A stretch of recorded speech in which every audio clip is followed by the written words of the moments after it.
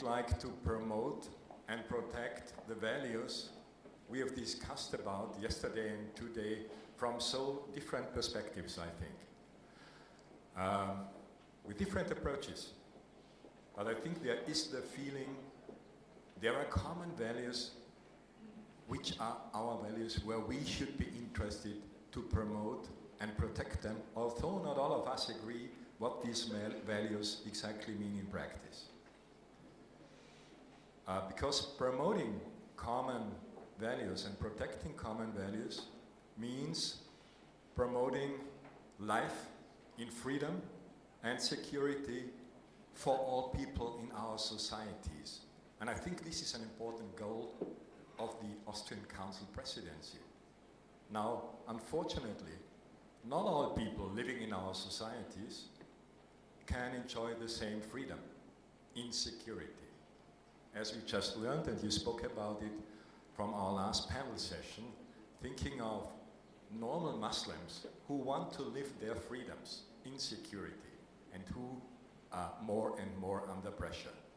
Now, we should not compare these things too much because there are different backgrounds, etc. But I think we also agree the problem of rising anti-Semitism is a problem for Jewish communities and their institutions. It's a problem we have to face not only in Austria, but also other European countries, maybe worldwide.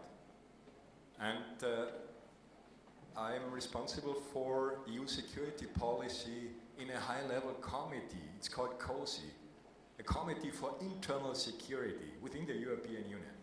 And we have started to discuss these topics there. And when starting to discuss about these topics, we realized that there is different awareness. Many of our colleagues in European countries are not really aware of the challenges Jewish communities have to face in Europe, in European states. So therefore, one of the goals of this conference is to raise awareness for the problems, for the challenges, for the threats Jewish communities, Jews have to face in Europe. And it's not only about their security and their freedom in the end, and that's what I learned. It's about Jewish life, future of Jewish life in Europe. So, and thereby it's about our common future. Vielen Dank, und natürlich findet das alles, alle Learnings, die wir in diesen 2 Tagen hatten, auch Einfluss dann im Wiener Programm, und da bedanke ich mich jetzt schon ganz herzlich dafür. Exactly. Thank you very much. Dankeschön.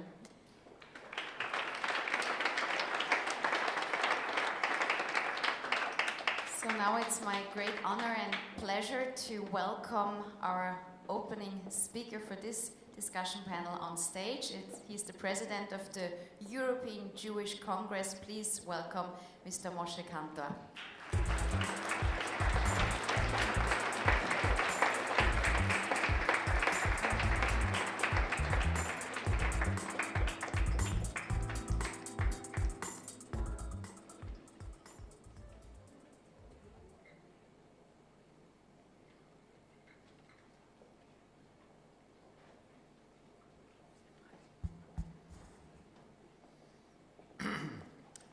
Excellencies, distinguished guests, dear friends, we are living in an age of contradictions and extremes. Extreme poverty, extreme wealth, extreme happiness, extreme sadness. Never before so many people had access to health care, clean water, education and jobs. Yet more and more people are leaving their homes to build better lives elsewhere. Understanding that trends underlining the contradictions of our modern world is critical because many of them pose a threat of their lives and peace of Europeans, Jews and non-Jews. How we can counter or minimize them? Let me start with what I see as the most important trends. First, Judeo-Christian civilization is no longer dominant the course of world history. What is now remarkable is the extent of which China, India, and the Muslim world have, over the past decades, become central to global affairs. The world order is becoming polycentric, politically, economically, and culturally. The consequence of that global governance, based on European or Western values, is no longer possible in this world. The second but closely related trend I want to highlight is the evolution of globalization, which has triggered a rise of nationalism and isolationism. Brexit is the first sign in the West. Make America Great Again is the second. One can easily detect similar slogans in the words of Viktor Orban, Abe, Modi, Erdogan, and other leaders. The 2018 election campaigns in Hungary, Sweden, Germany, Italy, Brazil, and other countries are focusing on these ideas.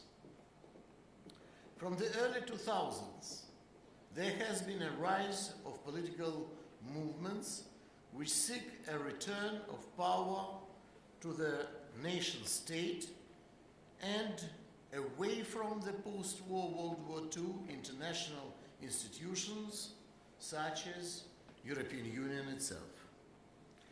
These movements, fueled by the global recession of 2008 and the migration crises, infused populism, racism, and of course anti-Semitism.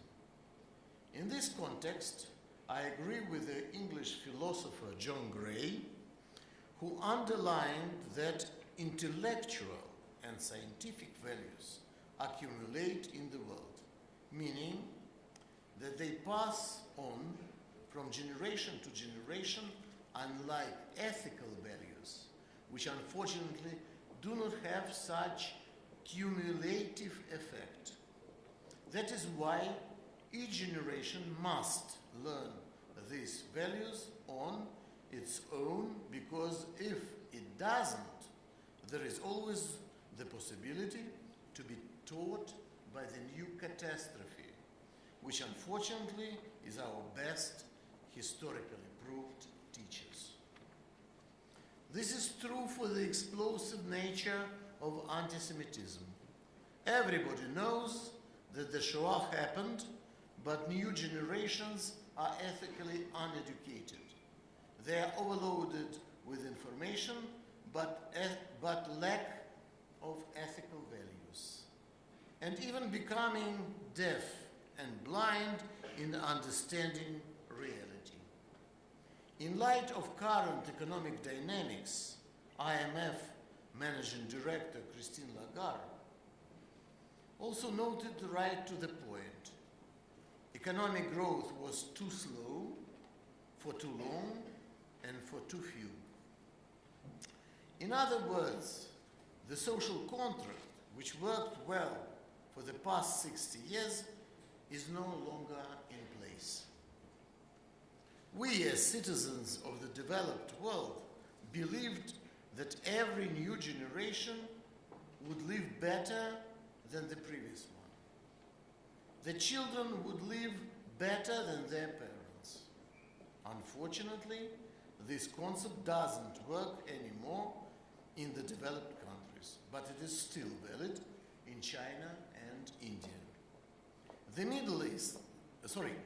middle class, the pillar of social stability, is deteriorating.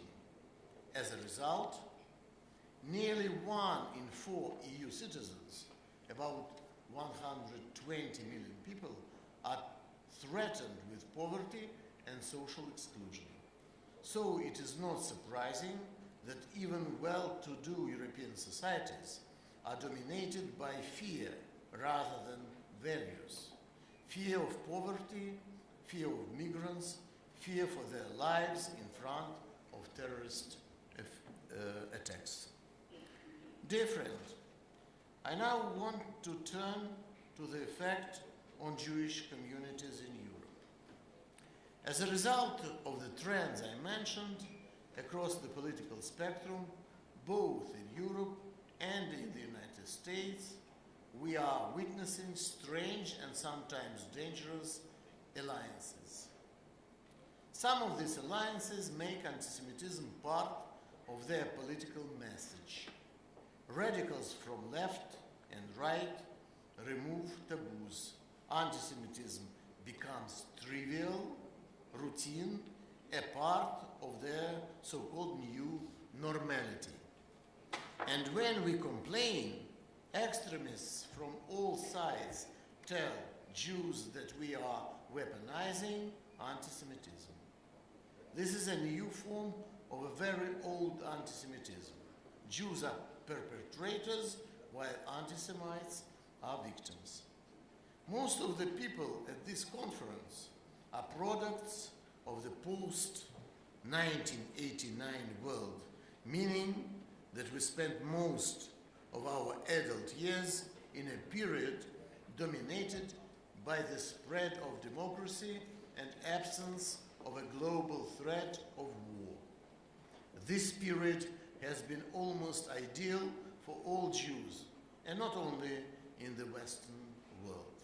However, the prosperous and flourishing Jewish street of that time doesn't exist anymore. In many parts of the world of the 21st century, the terror threat and violent anti-Semitism focused us, Jews, to isolate ourselves and even to flee from some European countries. And let's face it, no Jewish community anywhere in the world, however strong and organized, is now immune from Jew hatred. The findings of the annual report on anti-Semitism worldwide, issued last April by the Cantor Center at the Tel Aviv University, make that clear, and I recommend this report to you. In 2017, there were 424 violent anti-Semitic incidents worldwide, an increase of 17.5%, but still relatively low compared to the years of the last economic crisis. Most of the increase was located in France. In the first 9 months of 2018, hate crimes against Jews and Jewish institutions rose by 69% in the country. Elsewhere in Europe, we see problematic trends. Alone in the city of Berlin, there were about 1,000 anti-Semitic incidents in 2017, a rise of 55% from the year before and the highest number ever recorded in the history. In the UK, 727 anti-Semitic incidents were recorded in the first 6 months of 2018, the second highest figure recorded in more than 2 decades. We also see an explosion of verbal and virtual anti-Semitism online and on social networks. As we know, the shooter of the Tree of Life synagogue in Pittsburgh was publishing anti-Semitic content online legally, protected by the First Amendment. How much life are we going to lose before society understands that hate speech directly leads to acts of violence? Let me now turn directly to security. The security of our community is a vital issue. We cannot accept a situation where Jewish security is neglected by governments.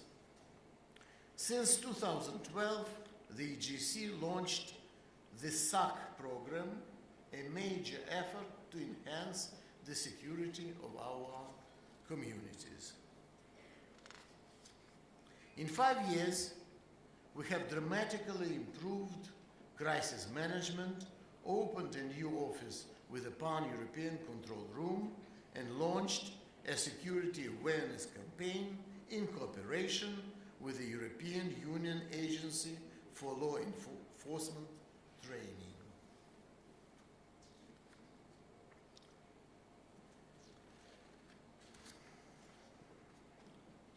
We really hope that 75 years after the Holocaust, the Council of European Union will finally prove its serious commitment to the security and the further development of Jewish life.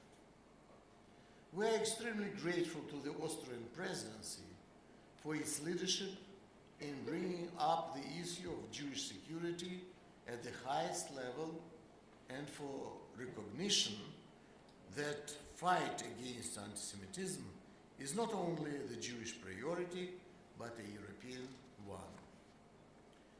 9 months ago, I was opening here in Vienna an academic conference with an ambitious and probably utopic title, The End to Anti-Semitism. Closing this conference, I asked the 4 prestigious universities who co-organized it together with the European Jewish Congress to come up with meaningful follow-up to move from analysis to vital synthesis. Today it is done, and I would like to thank EJC Vice President Dr. Ariel Muzikant,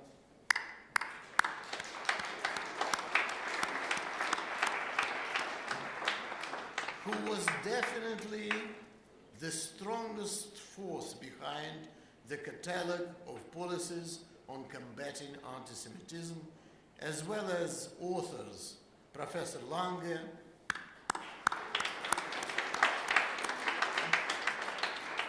Professor Porat, Professor Schiffman, and Mark Weitzman for their important work in bringing this catalog to life. I would like to invite European and national leaders to follow its recommendations and join us in this difficult mission to put an end to anti-Semitism. And just to conclude,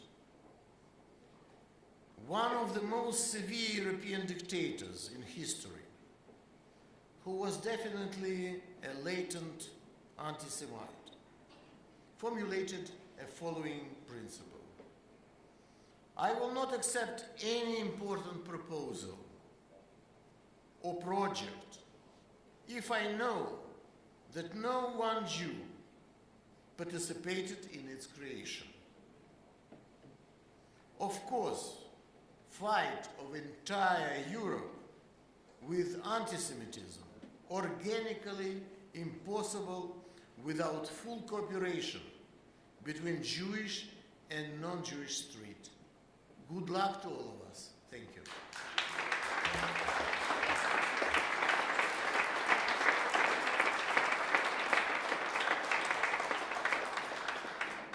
Thank you very much, President Kanter, for the opening speech. It's a pleasure to have you here. Meine Damen und Herren, ich darf Ihnen jetzt die Moderatorin dieser Diskussionsrunde vorstellen, und es freut mich ganz besonders, dass sie hier ist, um diese Diskussion auch zu leiten. Sie hat neuere Geschichte, Germanistik und Soziologie in Mainz studiert und war in den 80er Jahren eine ausgesprochen geschätzte Pressereferentin und, wie sagt man da? Sie war eine tolle Journalistin, eine tolle, streitbare, tolle Journalistin, engagiert in der Frauen- und Friedensbewegung. Sie ist Gründungsmitglied der Frauenanstiftung und war Referentin für historische Frauenforschung. Und von 2011 bis 2015 arbeitete sie im Büro der Heinrich-Böll-Stiftung in Tel Aviv als Programmdirektorin für deutsch-israelische Beziehungen, Aktuell ist sie Referentin für Zeitgeschichte in der Heinrich-Böll-Stiftung sowie geschätzte Buchautorin. Bitte begrüßen Sie Marianne Zepp.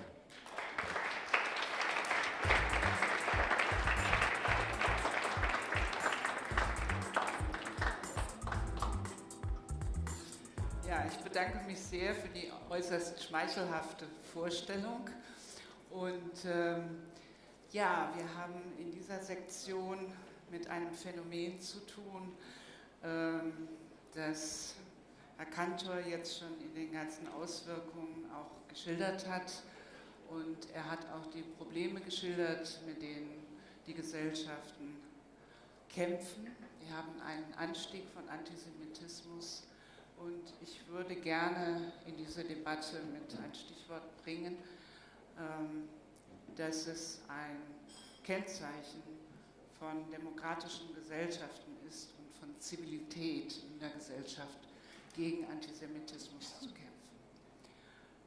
Damit belasse ich es erstmal mit meinen Eingangsworten und würde den ersten Input für die Vorstellung des Handbuches, das ist die erste Sektion, der erste Teil unserer Nachmittagsveranstaltung, nämlich Herrn Professor Lange auf die Bühne bitten. Herr Professor Lange ist Mitautor dieses Handbuchs, Mitinitiator auch dieses Handbuches und er ist am Institut für Judaistik hier an der Universität Wien. Und wenn ich Ihnen jetzt seine ganzen Tätigkeiten und eine ganze Publikationsliste vorlesen sollte, dann wären wir um 10 Uhr heute Abend noch nicht fertig. Aber das wollen wir nicht. Bitte schön, Herr Lange.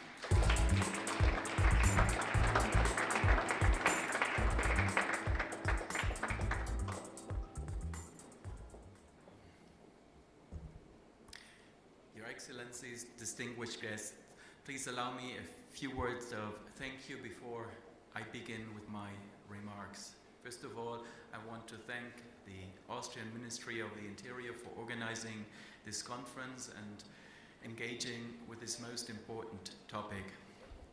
Second of all, it is a great pleasure and honor for me to express not only my gratitude, but the gratitude of all authors of our catalogue to President Dr. Moshe Kantor for supporting us. And I want to add a few more words to of thanks to absent supporters of our conference, and I hope in a moment you will understand why I'm doing this. This conference was supported by Dr. Moshe Kantor. It was supported by the European Jewish Congress. It was organized by leading universities worldwide, but it was also supported by the city of Vienna, by the Federal Republic of Austria, by the Catholic Church of Austria, by the Protestant Church of Austria, by the Jewish community of Austria, and by a long list of international cutting-edge research universities and foundations. This in itself is to me a symbol for hope, a symbol of hope.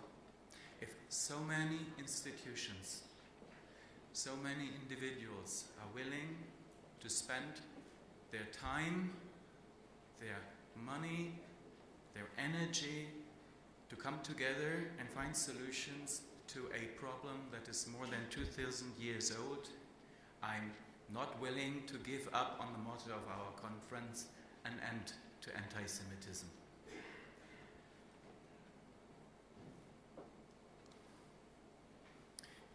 In the morning of October 27th, Robert Bowers entered Pittsburgh's Tree of Life synagogue during Sabbath service and shot 17 people. He killed 11 and wounded 6.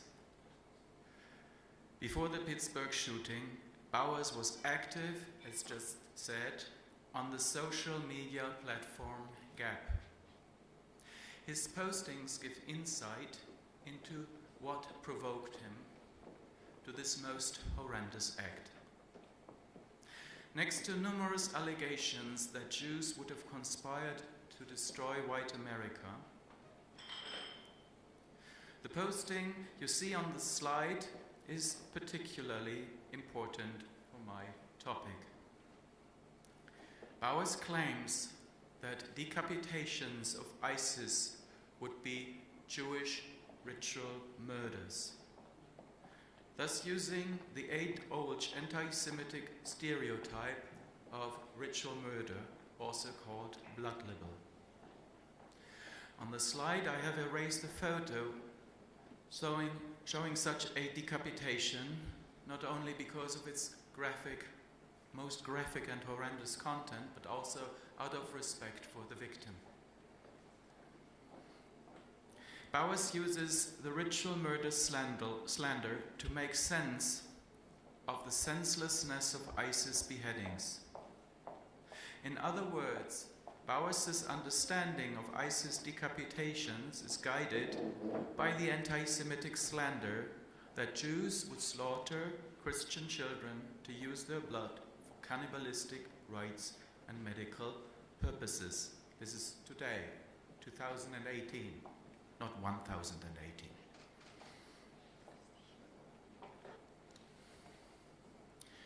The ritual murder slander goes back to antiquity. In Europe, it became common in medieval times. On the slide, you see a map of occurrences of ritual murder slanders in medieval Europe and a medieval depiction of the supposed Jewish ritual murder of a Christian child. For my question today, particularly important is where Bowers' ritual murder allegation comes from. The posting, the one about the ritual murder, which Bowers reposted, was sent to him by another white supremacist, but its original source is a PowerPoint presentation by Syed Mansoub Hassan, the Vice President of the Pakistan Institute of Public Finance Accountants. Hassan attacks ISIS for being Jewish. The exact same design of Hassan's PowerPoint slide and Bowers' posting demonstrates that ultimately Bowers was at least in part motivated by Muslim anti-Semitic agitation to shoot and kill Jews. Even neo-Nazi anti-Semitism can thus be inspired by Muslim Jew hatred and, that is important to say, vice versa. Because of the internet today, Jew hatred is more transnational and intercultural than ever. You should not think that today's Europe is spared from the kind of anti-Semitic agitation Bowers from the US and Hassan from Pakistan favor.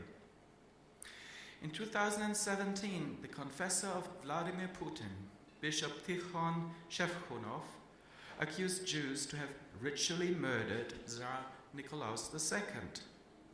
And senior investigator Justice Marina Molotslova announced an official investigation into this supposed ritual murder.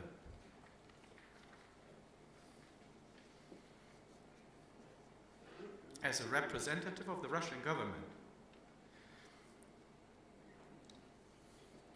in 2003, British cartoonist Dave Brown depicted Ariel Sharon as a mythical titan eating a Palestinian baby. Brown seems to be inspired by numerous such depictions of Sharon by Arab cartoonists. An example from 2001 shows Sharon as a vampire biting a Palestinian child. Just to avoid any misunderstandings, current Prime Minister Netanyahu is subject to exactly the same slander.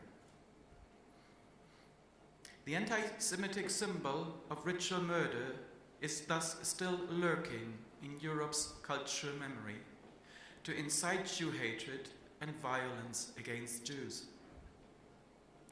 Other such examples for anti-Semitic religious symbols in the world's heritage are accusations that Jews killed Jesus and are godless people, that Jews hate all humans, and that Jews govern the world through their purported wealth.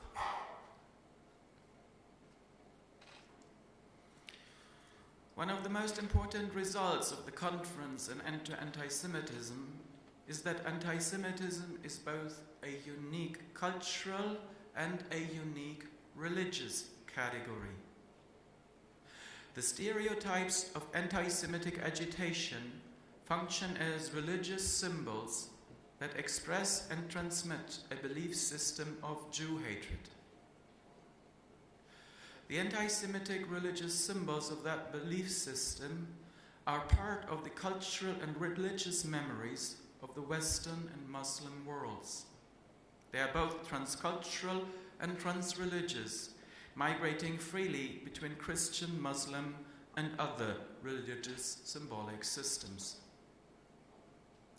Anti-Semites have manipulated the cultural and religious memories of our world since thousands of years in many ways.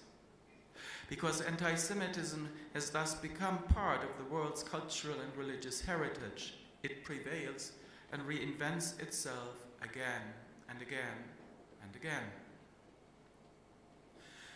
While engaging with the protection of Jewish citizens and institutions, the main focus of the recommendations of our catalogue of policies combating anti-Semitism lies on the eradication of Jew hatred from the cultural and religious memories of the world.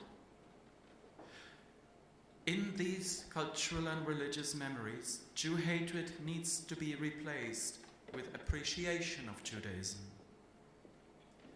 To in this way reduce and hopefully at some time end anti-Semitism, a concerted effort is needed that will require a time span of several generations. Holocaust education can only be one building block in the fight against anti-Semitism. In addition, schools and institutions of higher learning should include in their curricula the history, religion, and culture of Judaism, as well as the complete history of anti-Semitism. A rational educational approach alone, though, is insufficient to overcome the irrational fervor and hatred of anti-Semitism. Positive emotional experiences are especially important to immunize children and every other age group against Jew hatred. For this purpose, we encourage cultural, educational, and religious cooperation with Jewish and Israeli institutions and recommend especially regular interfaith events. As you might imagine, I would love to tell you more about the recommendations of our catalogue, but I fear I have reached the brief limits of my time, and Larry Schiffman is going to continue this task. Thank you so much.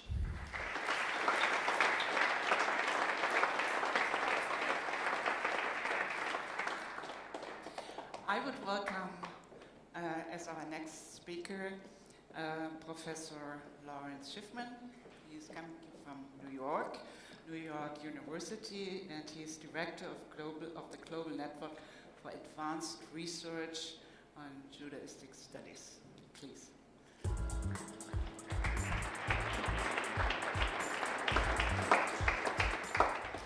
Thank you very much. I want to just very briefly echo the thanks that Professor Lange expressed. I do want to add one additional, which is the truth is it ended up that as the home institution he had to do the most work for organizing the conference and organizing the catalog. So I add that thanks at this point. It's also for me a great honor to be here. It's such a type of a gathering as an American, and I hope that in some ways it continues and symbolizes the close relationships between the US and Europe, which we hope will certainly continue. Now, my job is to give you some sense today of some more details about the recommendations of the catalog. You could call this a summary of the executive summary. You have to understand that the nature of this document is that it goes into very great detail. It's 150 pages long, and it basically calls for what one might call, in the terminology of basketball, a full court press, meaning that it asks all kinds of agencies and all kinds of groups from all kinds of directions to take on this important project. Because our feeling is that anti-Semitism is a complex phenomenon, perhaps a phenomenon made up of phenomena, and that we are not going to succeed in really eradicating it without operating on a whole bunch of directions at the same time. And so we have recommendations for all kinds of countries, societies, religious and cultural institutions, businesses, governmental groups, etc. Now, we see that the first step is, which one do you think I'm pressing? Got it, okay. Excellent, thank you. We see the first step of anyone wishing to deal with this, evaluation. Evaluation has to be, in our view, a five-step process, but if I can summarize quickly, you have to know the nature of the anti-Semitism, the extent of the anti-Semitism that is in any one of these kinds of entities, and one has to start a plan to work against it based on those type of details. Simply casting out and saying, well, we have anti-Semitism, we want to fight it, is not going to do very much good without this type of evaluation and the development of a strategy that's appropriate to the particular organization or the particular form of anti-Semitism. Now, we see fighting anti-Semitism as being both a short-term and a long-term project. We feel that a variety of professionals, a variety of governments, decision-makers, influencers of religious, cultural, academic, educational, media, entertainment, and business world all have to basically engage in this fight. And specifically, we see the most manifestations of anti-Semitism as violations of human rights. Now, one of the things that we tried to do was, on the one hand, to show how anti-Semitism does fit into a wider variety of social ills, but at the same time, to emphasize that there are aspects of it which are special and different, and one cannot simply fight it as a form of racism. And at the other hand, we do see it as a violation often of human rights. We also felt that one has to understand that when anti-Semitism does exist in a society or in a group or a business, whatever it would be, that it's going to affect all kinds of other people as well. So this kind of duality between what is special and different about it and what is common calls on us to fight it for the benefit of society as a whole, while at the same time seeking to eradicate something that is harmful in particular to one group. Now, short-term suppression and long-term eradication of anti-Semitism are going to require the types of strategies that we try to point out in our catalog, but people need to realize that we don't see a kind of one-size-fits-all solution. We think that many of the recommendations that we've given need to be developed and perhaps expanded and made to fit a particular group. Wrong slide. Let's see what we got. Thank you. Okay, so we're up to governmental and recommendations for governmental and non-governmental entities. Now, where we see it, all governments, as well as other types of societal groups, have to basically start by adopting something like the working definition of anti-Semitism. That is to say, we realize that there are legal problems in certain places in adopting such definitions. But this type definition, the IRA definition, has been a basic principle of our catalog, and we recommend that it be used.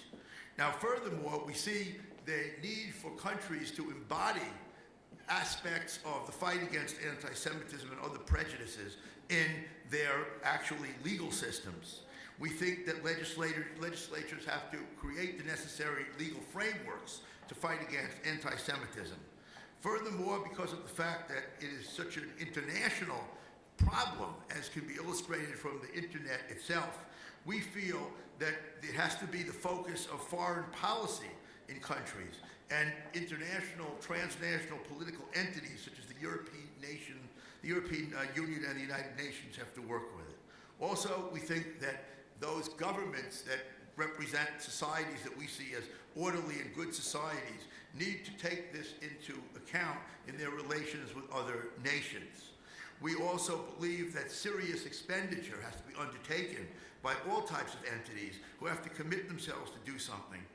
We recommend that people who occupy anti-Semitic views, hold anti-Semitic views, should not be allowed to occupy positions of power or authority, and that all types of influencers and elite decision makers have to be gotten to help if this war against anti-Semitism is going to succeed. We also believe that we have to try to prohibit, discourage, whatever, the marketing of anti-Semitic materials and paraphernalia.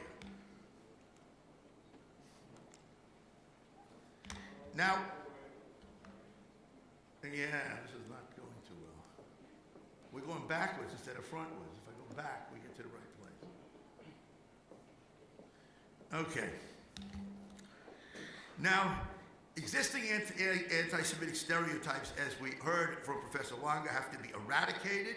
A few points that we feel very strongly are that things have to be taken out of circulation that teach anti-Semitism, that social media has to somehow or another be cleansed of anti-Semitism and other types of similar horrendous prejudices. And as we heard before, the cultural memories that we have to be modified, and that will be a very long-term thing to do. We recommend the inclusion of positive elements about Judaism in all types of school curricula where appropriate, and in all kinds of social and political locations.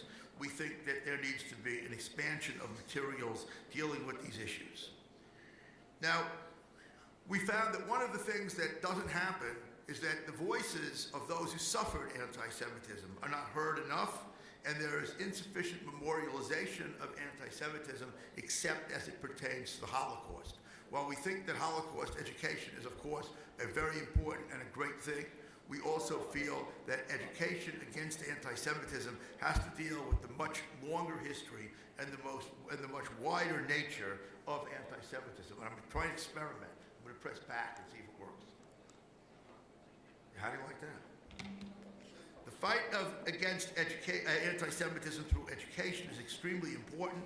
We recommend that education at all levels, beginning with earliest childhood and up, and especially higher education and theological education for Christianity and Islam, as well as, in certain respects, Judaic studies.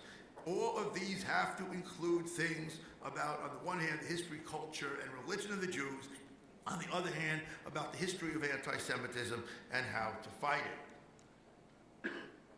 We recommend highly that there should be extensive exposure to living Judaism, and we see that as a very important way of distancing people from hate. I think one could say, in the words of Walter Casper, who was the Vatican's representative to the Jewish people for years until Cardinal Koch took over recently, that he said it like this, that if you've met someone, you can't hate them. And I think it's a very good point.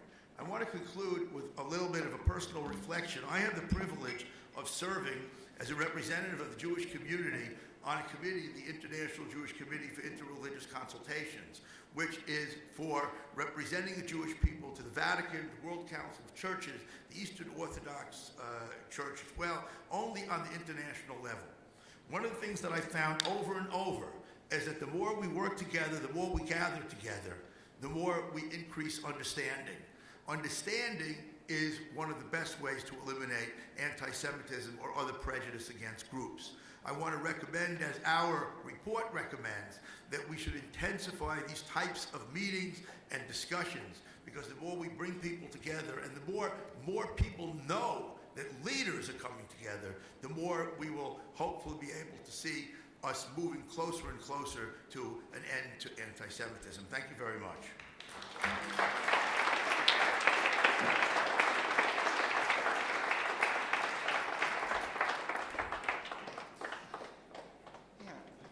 Thank you, Professor Schiffmann.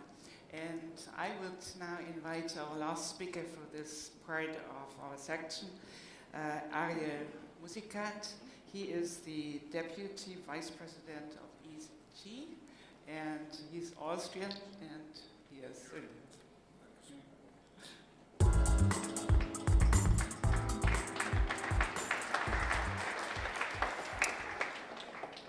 Mrs. Ambassador, Herr Generalsekretär, President Kantor, Presidents, Excellencies, ladies and gentlemen, we're quite over time, so I'll try to be very short. First of all, my real thanks to Dr. Sandris and his team for everything you've done over the last 7, 8, 9 months. It is not something which is happens often, and I would really want to express my deep thanks. And the thanks is also expressed by the fact that you have such a large attendance of Jewish leaders here today and tomorrow. This is to show how important the situation for us is. When Hitler came to power in 1933, there were 9.5 million Jews living in Europe. Today it's 1.5. 9.5, 1.5. The 9.5 were almost 60% of the Jewish people. Today, 10% of the Jewish people live in Europe.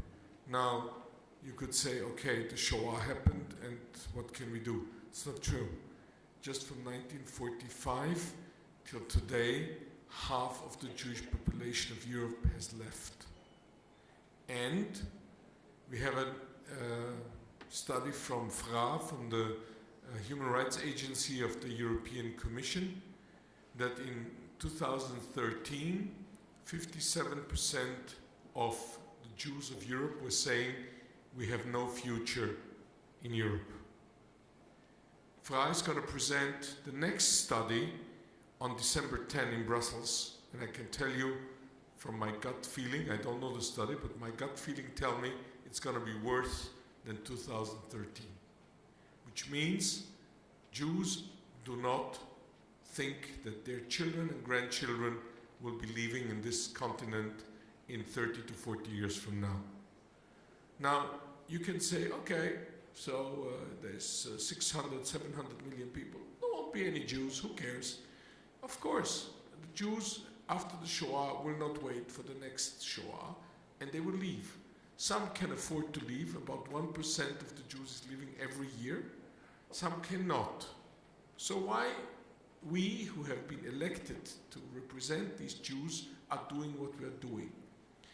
2 reasons. One, we have to give those who cannot leave or do not want to leave a fair chance to stay and to live in a Europe in security and in a good surrounding.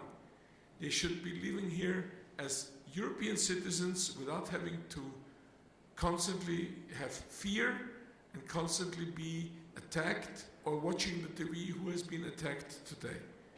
But there's another issue. We were always the first victims. Look what's happening in France.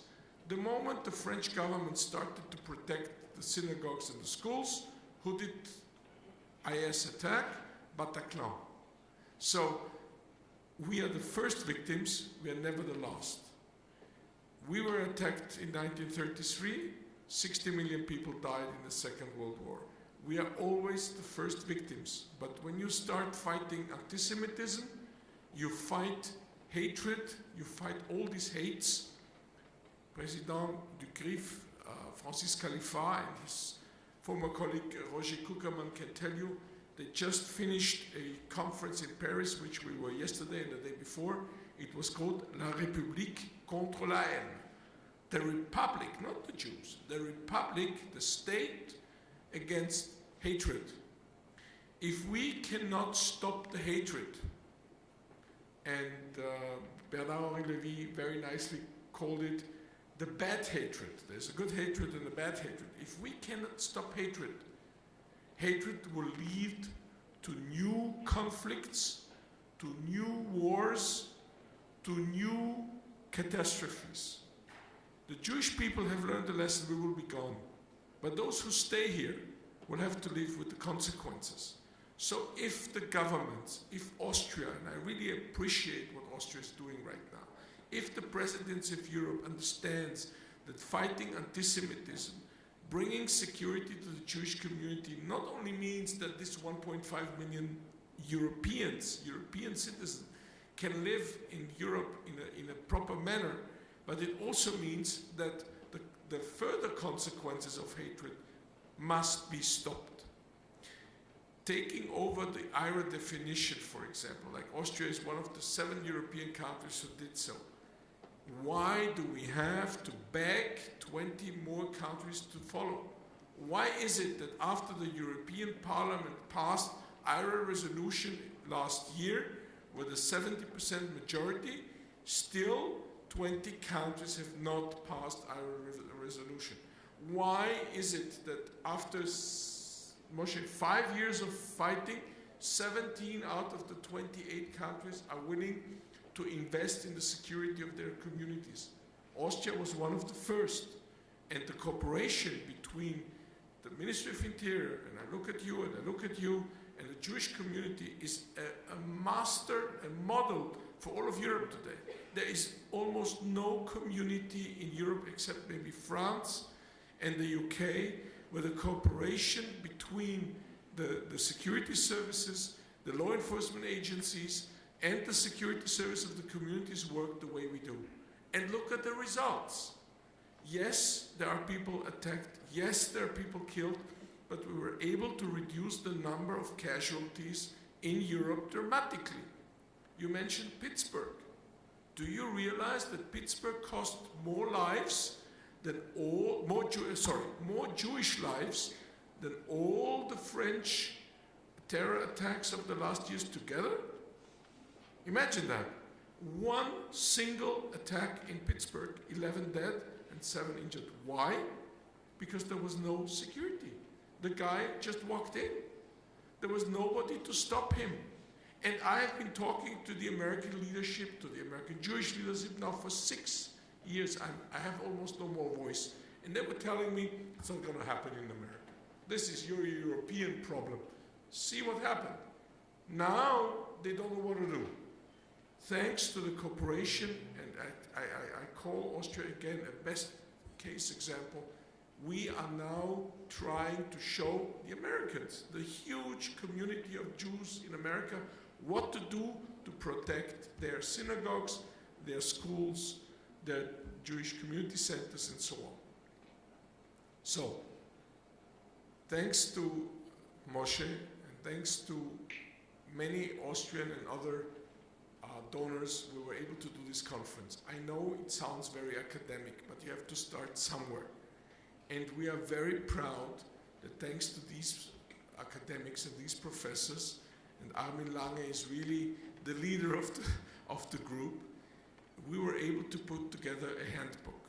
And the handbook, which we will present now, is just the first step. It is just the first step in a long, long line of steps which we need to change. We wrote a very provocative title, An End to Antisemitism, and people were laughing, as I said.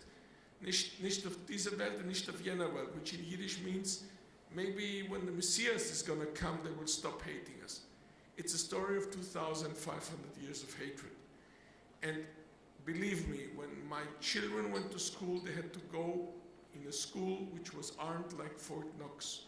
Now my grandchildren go to a school which is armed like Fort Knox. It's more armed, Mrs. Ambassador, than the Israeli embassy. I'm not joking. If we hope that there is going to be a day when this stops. We hope that Jewish boys can walk on the street with a kippah without having fear.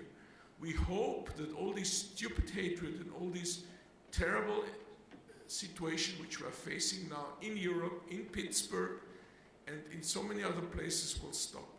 So we have been elected, and we have a responsibility for these 1.5 million people to give them hope that it's going to get better, or at least to make their lives as good as possible. If they see that governments like Austria and governments like France, and we heard yesterday the Secretary of State, and it was a wonderful speech he gave, how much the French government is now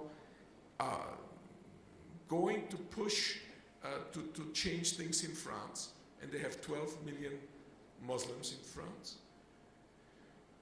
Maybe things are going to get better.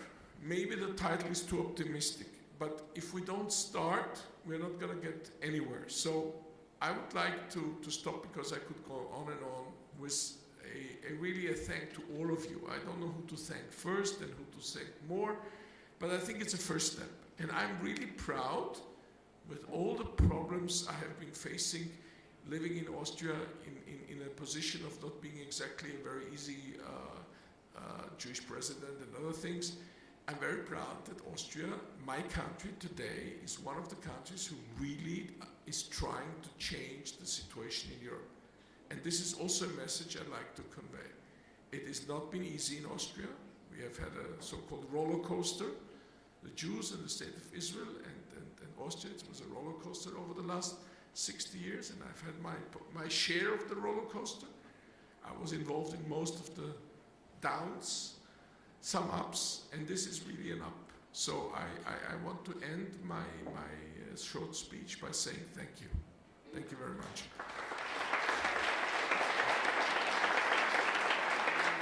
Ich bin sehr erfreut, dass wir hier Charlotte Knobloch begrüßen können.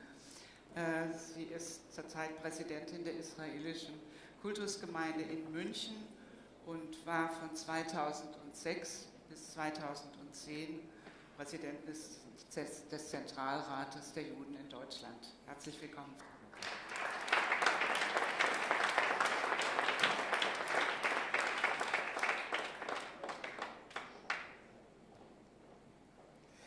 Als nächstes begrüße ich, I would invite Mr. Kugelman. He is the Honorary President of CRIF, Central Organization of Jews in France.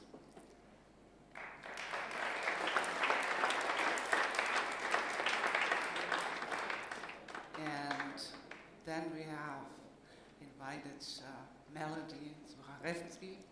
She is a communicator between Germany and Israel, and she was the official Sonderbotschafterin Israels in Germany. Welcome.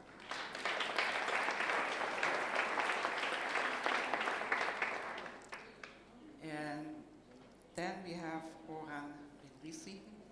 He is president of the coordinating committee of the Belgian Jews. Welcome. And we're still missing our last participant, Katharina von Schnurbein. Sie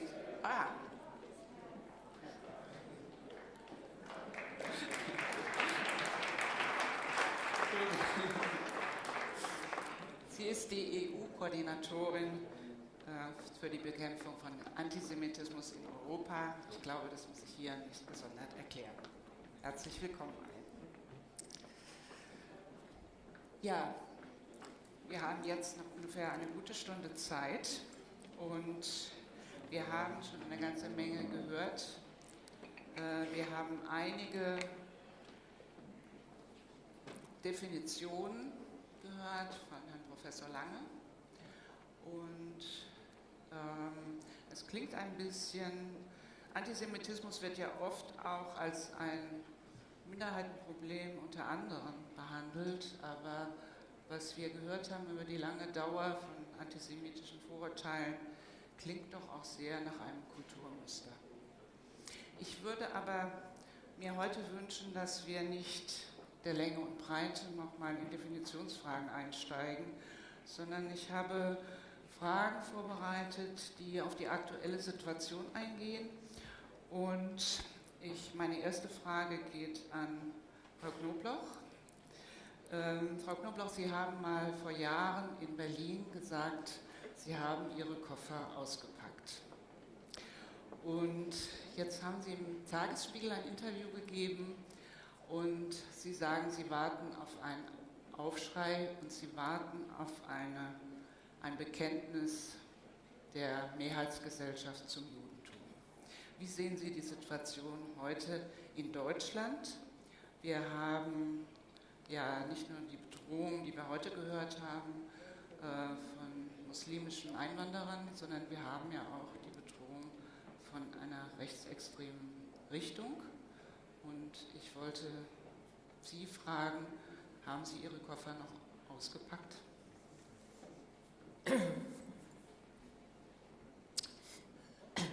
Verehrte Anwesende, Sie sehen, ich habe auf diese Frage Ihnen zuerst mal Luft geholt.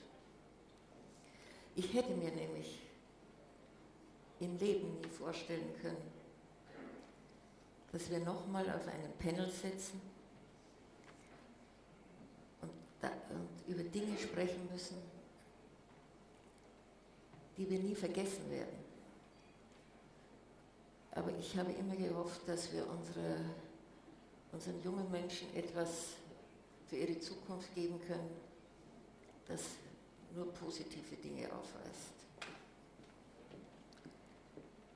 Koffer ausgepackt. Man hat uns allen versprochen, uns nicht mehr im Stich zu lassen. Dennoch gibt es das Gefühl in den jüdischen Gemeinden, dass wir im Stich gelassen wurden. Und da geht es nicht um finanzielle Mittel, es geht nicht um Sicherheit, alles überaus wichtig. Es geht darum, uns wirklich verstehen zu wollen. Uns in unseren immer noch vorhandenen Schmerz und unsere alte und neue Angst. Und die Angst ist wieder gekommen und sie besteht. Es geht darum, nach Worten Taten folgen zu lassen. Uns definieren zu lassen, was uns gekränkt, was uns diffamiert, was eigentlich für uns Antisemitismus heißt. Gleichgültigkeit sollte nicht stattfinden. Es muss alles auf den Prüfstand in der heutigen Zeit, und das ist meine persönliche Meinung, die Erinnerungskultur, den Stellenwert der Juden in der Gesellschaft und das Verhältnis zu Israel. Als Mensch, der ich mir Sorgen mache um die nächsten Generationen,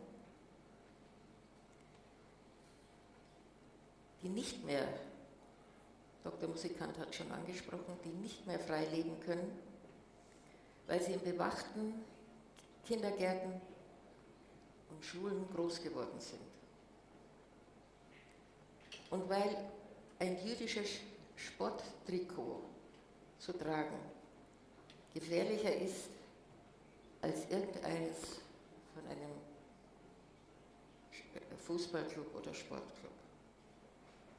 Weil das Tragen eines Davidsterns gefährlicher ist als ein Kreuz und eine Kippa gefährlicher ist als ein Kopftuch. Ich mache mir Sorgen um die jungen Menschen, um ihre Zukunft, weil sie nicht gefahrlos zu ihrer Identität stehen können. Und deswegen brauchen wir eine starke Hand der Politik und der Gesellschaft.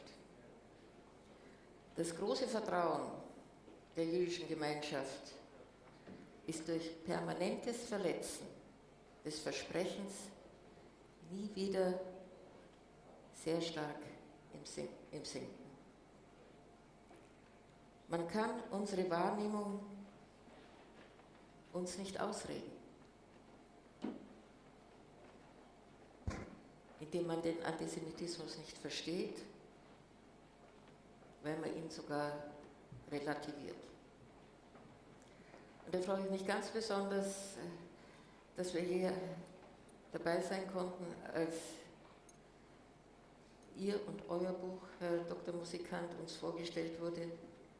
Und ich hoffe sehr, dass ich es noch erleben werde, dass die Inhalte des Buches die Situation verändern und wir wieder frei und ohne Sorgen als jüdische Menschen in unseren Heimaten plural leben können. Vielen Dank.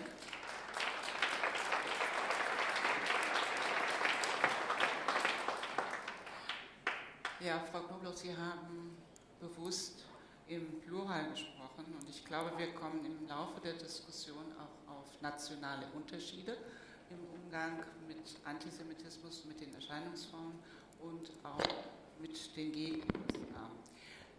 Dazu aber später. Ich würde jetzt Frau Surarewski fragen. Es gibt im Bericht der Kommission, die der Deutsche Bundestag eingesetzt hat vor einiger Zeit, in diesem Abschlussbericht gibt es ein Kapitel über israelbezogenen Antisemitismus. Der ist definiert in diesem Bericht. Ich würde Sie aber gerne fragen,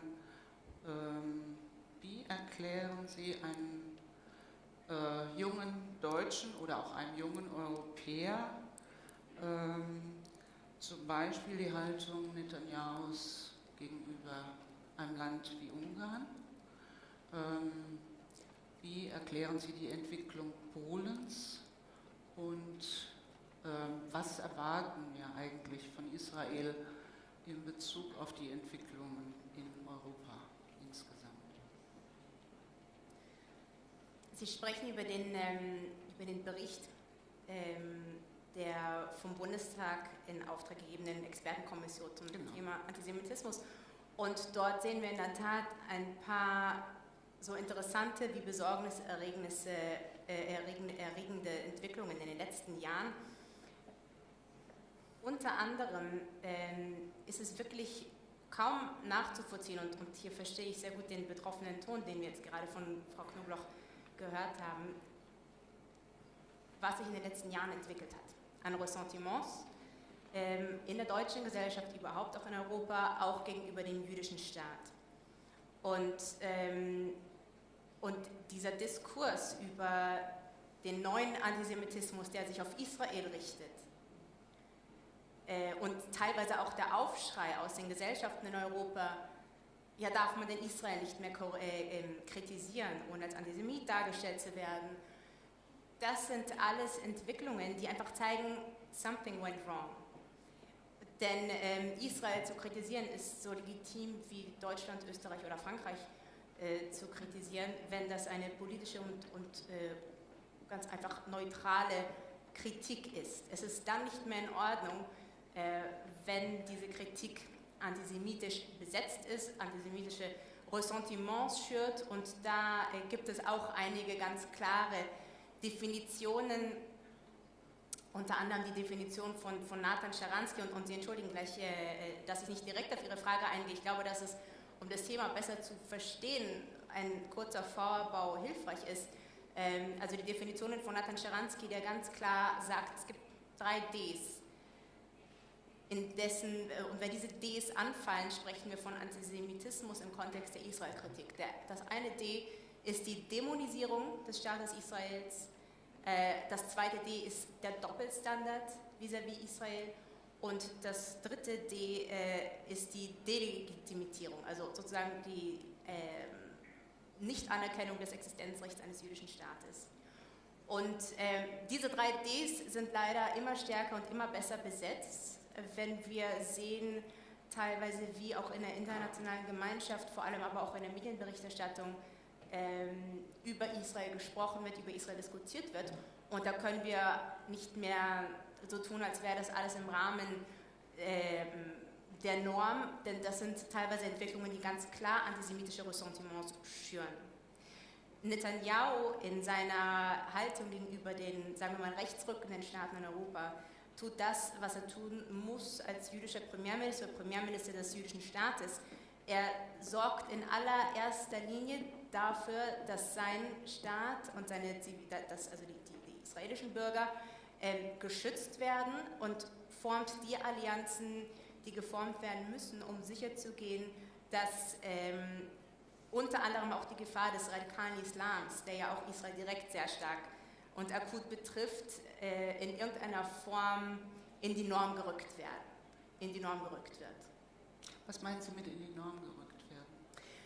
Wir haben in den letzten Jahren gesehen, dass das Problem zwar anerkannt oder erkannt wurde, dass es aber sehr stark durch eine sehr teilweise naiv gefärbte europäische Brille betrachtet wurde. Aus lauter Angst, politisch inkorrekt zu sein oder als rassistisch zu gelten, wurde das Problem einfach ein bisschen unter den Teppich gekehrt.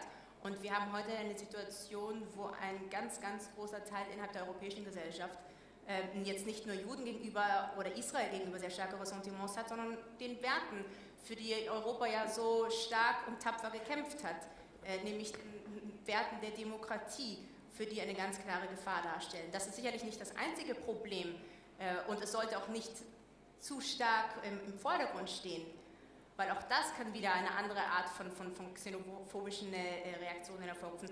Aber es ist in der Tat eine Sache, die ganz klar angesehen werden muss, hingeguckt werden und strategisch behandelt werden muss. Ja, vielen Dank. Mr. Krugman, France has faced terrible incidents of terrorism against Jews last years. Jews are leaving France. My question goes not only what the state of France is doing to protect its Jewish citizens, but also how society as a whole is reacting to this bias within society. Yes, you have to remember that France is a country where there is the biggest number of Jews in Europe. We used to say in France, happy like a Jew in France. And it was true for centuries. 1,000 years ago, Rachi, a famous Talmudist, was living in the city of Troyes. He was not only a Talmudist, he was also an expert of the French, Old French language, and he was also in the trade of wine, which is a typical French activity. In 1550, Montaigne, the philosopher, was mayor of Bordeaux. His mother had to leave Spain because of a rejection by Isabelle la Catholique.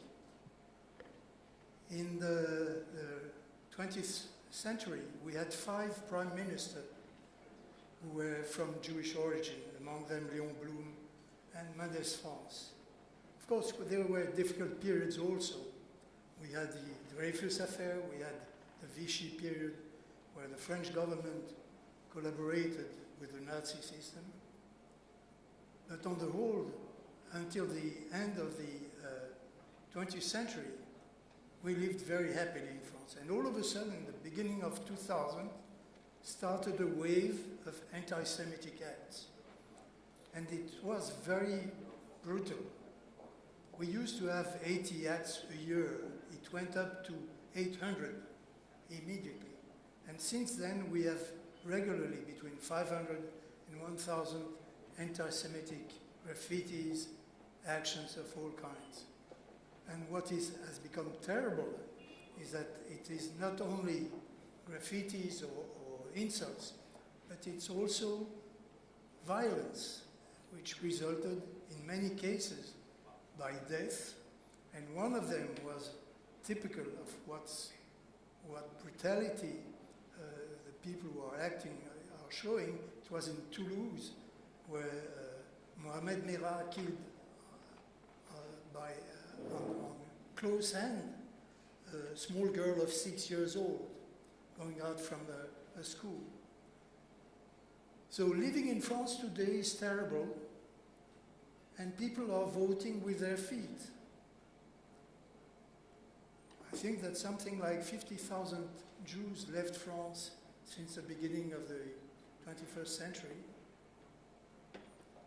Left to Israel, some left also to America, Canada, Australia.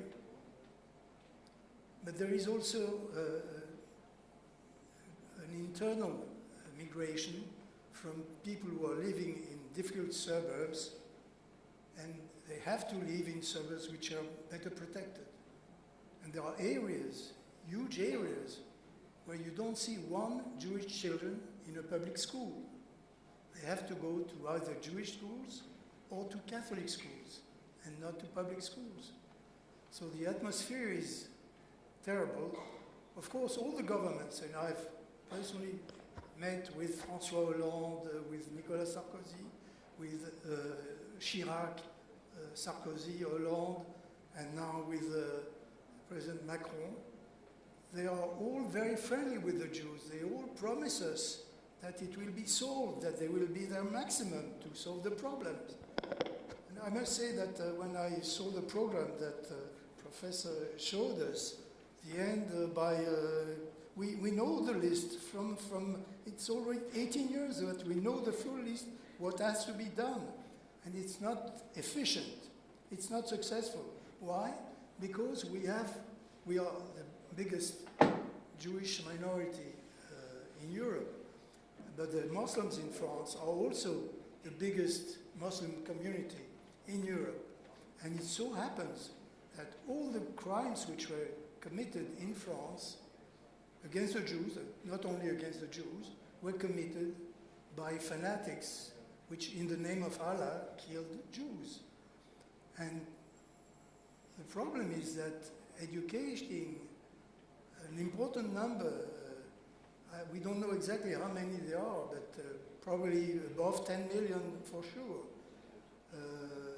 people which in their family hear about anti-Semitism as a natural thing. It's mission impossible. And I respect the activity and the willingness of the different governments that we had. They really want to do something. But the mission is extremely difficult. First you have to sanction, and it's not easy. For instance, even if a Jewish boy is attacked in a public school, the teacher is very reluctant to go to the headmaster, and the manager of the school hesitates to report because it shows that his school is not well managed. And the result is that more and more people are frightened for their kids. Personally, I have 4 kids, 2 of them have left France. And I'm very pessimistic. I think that the task which is in front of us is huge. It means a total change in the behavior, in the educating system, in the judicial system. We have to sanction in a very strong way, which was never done. And we have to educate not only the children, we have to educate the families also. So, bon courage to everybody. Thank you.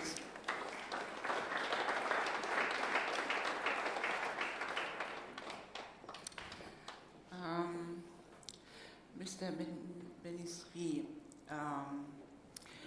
you said in an interview recently that in Belgium the state is very much caring for Jewish institutions and protecting Jewish people and environments.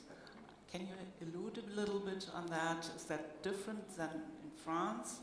Or what is the situation in Belgium in that? Of course. I wouldn't talk France. I think you have representatives that are much better placed than I am to comment on that. I would say, though, that you have to distinguish 2 things. One is security, and the other one is anti-Semitism. The 2 are linked, but it's not the same type of actions that you take on one or the other. In fact, security is the cornerstone of anything that you want to build. You cannot have European values, you cannot have a rule of law if you don't have security as the basis. So when I make the comment that in Belgium we have been supported by the government, what I specifically refer to is security measures.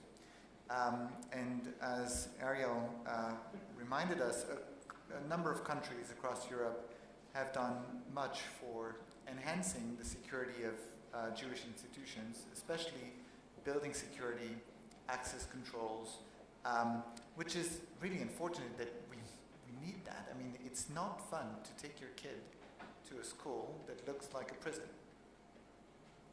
I cannot emphasize this enough. This is not the way we want to live. This is the way that we have to live. So in terms of support from the government, we mapped out the various institutions in Belgium, and we got the support we needed from the state, which allocated significant amounts to enhancing the security of our buildings. We are now in discussions because at the end of the day, you can have the buildings you want and the security you want if there's no one to make sure that the proper procedures are in place, that people are properly trained in terms of how they should react in a case of emergency. I mean, I was a kid going to a Jewish school, and I remember vividly one of my very first years at school. We had exercises in case there was a terror attack. What to do, what are the two different alarms, what to do if it's something like a fire or if it's a terrorist attack. And today, my kids go to school where they have the same exercises. Now, those exercises, the human resources that you need to put in front of the various buildings cost a lot of money for the community. And it's unsustainable. I mean, at one point, you have to ask yourself, is the responsibility of the citizens themselves to protect themselves? And the answer is, of course, no. The primary responsibility lies with the state. So now that we have enhanced the physical security of our buildings, we are trying to think through a way where we could collaborate with the state to also secure our human resources. That being said, on anti-Semitism, I would echo very much what has been said. I mean, the diagnosis is really bad. I mean, the general feeling of anti-Semitism, and it will be confirmed by the FRA study for sure, is that there's a huge perception of anti-Semitism all across Europe, including in Belgium. I mean, I don't need to remind you that in 2014, we had a terror attack in Belgium targeting the Jewish Museum. The terrorist that has attacked the Jewish Museum will go into a grand jury case litigation as of January. It's a huge signal. I mean, did we really need that? No. I mean, we knew that there were anti-Semitic behaviors, anti-Semitic bias, and I really appreciated also the pyramid that Dr. Kenter showcased a little bit earlier, that it was done by the Anti-Defamation League, explaining how it all starts with the anti-Semitic bias.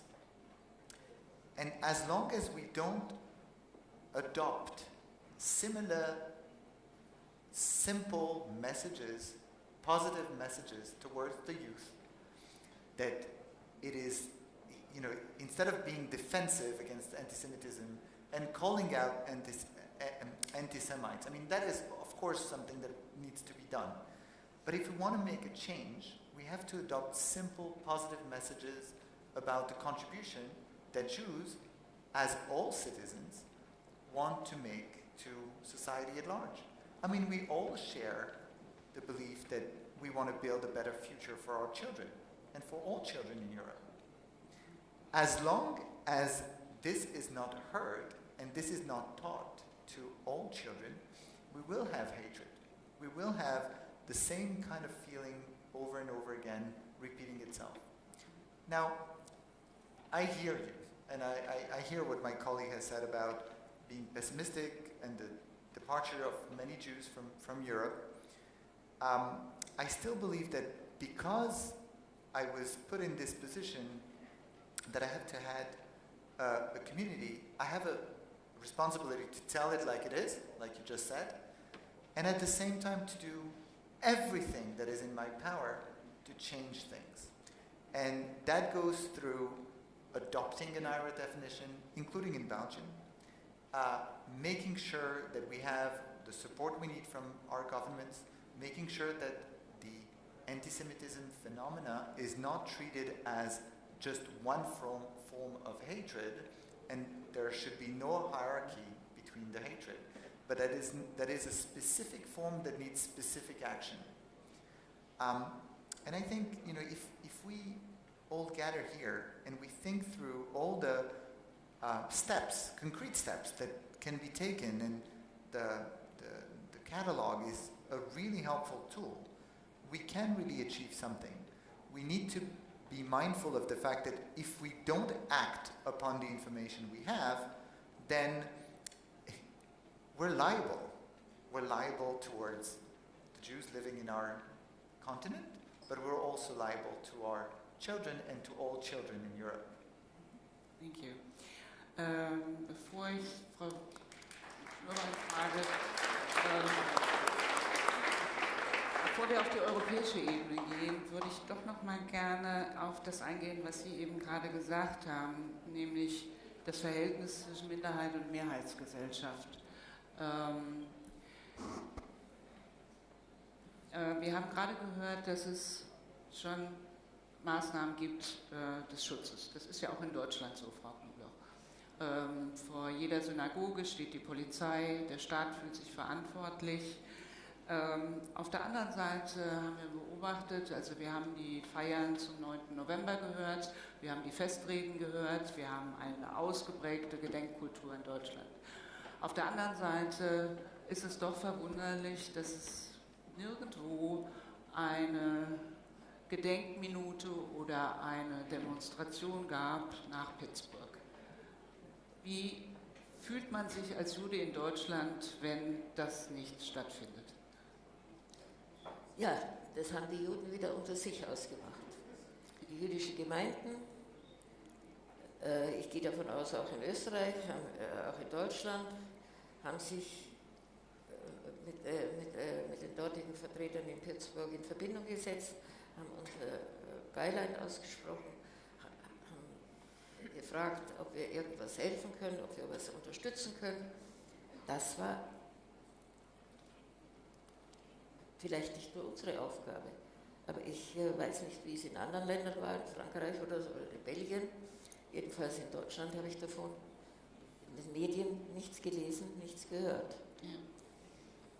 Es gibt natürlich einige Organisationen, die sehr israelfreundlich sind.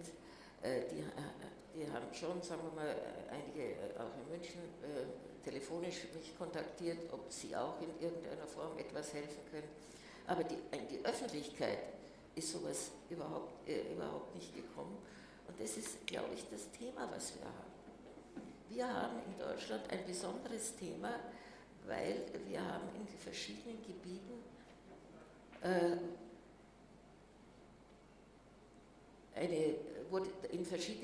wurde eine Partei gewählt, die absolut antisemitisch ist. Die absolut mit Mehrheiten sogar in verschiedenen Bereichen in ihrem Wahlprogramm eigentlich die Juden auffordern, das Land zu verlassen. Weil sie wollen unsere Grundlagen der Religion, sie greifen unsere Grundlagen der Religion an, sie wollen, dass diese Grundlagen verschwinden. Das ist das Wahlprogramm der AfD. Und ich meine, wenn wir solche Menschen unter uns haben, die nicht nur die Demokratie angreifen, die auch das Volk angreifen, die die Menschen angreifen, die die Juden angreifen, dann dürfen wir uns nicht wundern, dass es gibt überhaupt keine Reaktion auf so ein Attentat jetzt in Pittsburgh, weil es gibt nicht mehr Reaktionen. Einen Tag steht es in den Medien, wenn Menschen bei uns angegriffen werden, wenn Israelis angegriffen werden, da gibt es auch kein größeres Thema. Also ich glaube, darum habe ich ja gesagt, wir brauchen die Unterstützung der Gesellschaft, wir brauchen die Unterstützung der Massen. Da höre ich auch nichts von den Gewerkschaften, ich höre auch sehr wenig von den Kirchen, aber die sind diejenigen, die ja die Massen ansprechen können.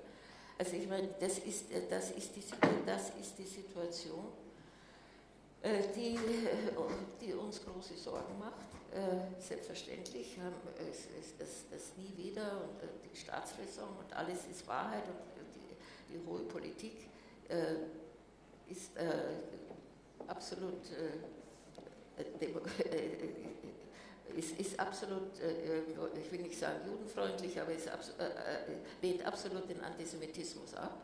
Aber ich meine, wir fühlen uns bis zum heutigen Tag ziemlich alleingelassen. Ja. Glauben Sie, dass es einen Widerspruch gibt auf der einen Seite zwischen dieser offiziellen Akzeptanz, dass Antisemitismus verdammbar ist als soziale Norm, dass aber unter dieser Vereinbarung und unter diesem Konsens der Öffentlichkeit es weiter verbreitet ist, als man wahrnehmen will auch? Das ist, ich meine, ich werde auch von meinen eigenen Leuten des Öfteren als Mahnerin angeprangert. Leider hatte ich immer recht. Und auch diese Frage kann ich so beantworten, dass es schlummert noch sehr viel, was noch nicht an die Öffentlichkeit gekommen ist, wenn hier nicht energisch eingegriffen wird. Mehr Bildung in der Schule, mehr Diskussionen. Wir müssen offen auf das Thema zugehen und die Menschen davon zu überzeugen, dass wir haben nicht 1928, nach 5 Jahren war Hitler da. Wir haben momentan Zeiten, die mit dieser Zeit in Verbindung gebracht werden können. Ich möchte gerne an ein paar Punkte anknüpfen. Wir sprechen viel von der Bedrohung, wir sprechen vom Schutz, vom physischen Schutz jüdischer Einrichtungen in Europa, aber vergessen dabei, dass der Antisemitismus ja nicht bei der Bedrohung anfängt, sondern beim Antisemitismus selber. Und zwar bei der Information. Und diese Information, selbstverständlich ist sie Generationen alt, Jahrhunderte alt, aber die Information wird heute auf eine Art und Weise transportiert, die kaum mehr zu kontrollieren ist. Und ich glaube, dass das wirklich der Fokus sein muss von jeder effektiven, call it Counter-Antisemitism-Strategie. Und ich benutze bewusst einen Term, der an Counter-Terrorism-Strategy erinnert. Information transformiert sich beim Empfänger in Emotion. Die Emotion wird zur Überzeugung. Und diese Überzeugung wird meist und oft identitätsstiftend. Und wenn diese Information in Bezug auf Juden, vor allem bei Jugendlichen in Europa, vor allem in Deutschland, zu 100% auf den Holocaust reduziert ist und dann oft nochmal unterrichtet durch vielleicht dilettantische oder unsichere Lehrer, die vielleicht den Fokus auf das Falsche setzen und völlig ausgeblendet wird, dass zum Beispiel jüdische Erfindungen Deutschland dazu verholfen haben, zur Industriemacht zu werden oder jüdische Piloten zu den tapfersten Kämpfern im Ersten Weltkrieg gehörten oder überhaupt jüdische Präsenz in Europa einen immensen Beitrag zur Literatur, zur Kultur, zur Kunst geleistet haben, das alles ausgeblendet wird. Hinzu noch kommt die Art und Weise, wie der Nahostkonflikt unterrichtet wird, der ganz stark auch die Perzeption von Israel, also dem jüdischen Staat, nur auf diesen Konflikt fokussiert, reduziert, dabei oft die wichtigen geopolitischen Fakten auslässt, um ein wirklich balanciertes Bild auch zu bekommen. Also ist das ein Cocktail, der nicht mehr viel Raum lässt für ein gesundes Verhältnis den jüdischen Mitbürgern gegenüber. Und dieses Problem mit der Information, das wir heute haben, ist so vielfältig, dass auch die Art und Weise, es zu bekämpfen, vielfältig und sehr bestimmt sein muss. Ob es die Hasspropaganda im Internet ist, die seit so vielen Jahren so einen freien Lauf hatte, dass es sogar für mich schon fast zur Norm geworden ist, einen Kommentar unter einem Artikel von mir zu sehen, in dem Judenschlampe steht. Das darf nicht sein. Das darf nicht zur Norm werden. Weder darf es der gesellschaftliche Konsens werden, dass sowas überhaupt gesagt wird, noch dass es da stehen bleibt. Weil hunderttausende andere sehen diese Hassinformationen im Internet, konsumieren sie danach, wenn auch passiv, und das wirkt sich auf. Das schafft Ressentiments. Und ich glaube, dass dieser Ursprungsfaktor, die Information und in den verschiedenen destruktiven Weisen, wie sie heute die Gesellschaften in Bezug auf Antisemitismus und auch Anti-Israel-Ressentiments manipuliert, das muss der Fokus sein, um das Problem langfristig und auch effektiv zu bekämpfen.